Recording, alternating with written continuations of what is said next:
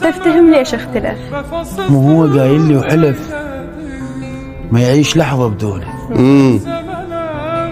ساعتها حيل تعلقت، والله احلى من عنده شفت بس قلبي غش عيون. بمراية اصفن وانتبه شو مختلف هذا الوجه، وتردد امشي ببيتنا يجوز اهلي ما يعرفون. الله. ومرات احتاج العتب بس قررت ما عاتبه، واصعب احاسيس البعد من يمشي وابقى مراقبه، كنا مثل ماي وهوى، حالة صداقة وحب سوى، وثاني واحد منهدم فارق حبيبه وصاحبه. الله.